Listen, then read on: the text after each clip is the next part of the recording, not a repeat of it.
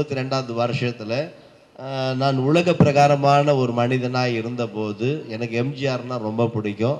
எம்ஜிஆரை லுங்கியில் பார்த்த ஒரே ஒரு குடும்பமாக இருக்குமான நானும் என்னுடைய தகப்பனார் மாத்திரம்தான்.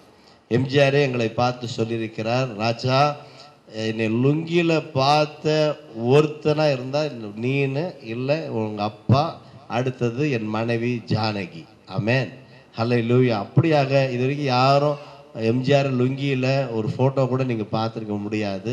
அப்படியாக எம்ஜிஆர் மேலே அவ்வளவு அன்பு வைத்தவன். எம்ஜிஆருக்கு அடுத்தபடியாக புரட்சி தலைவி ஜெயலலிதா அம்மா மேலே அவ்வளோ அன்பு வைத்தவன். 1992 வருஷத்தில் எல்லாவற்றையும் விட்டு விட்டு தேவன் போதும் என்று சொல்லி கர்த்தருக்காக வைராக்கியமாக ஊழியம் செய்ய ஒப்பு கொடுத்தேன். கர்த்தர் என்னை ஆசீர்வதித்தார். ஹல்லேலூயா.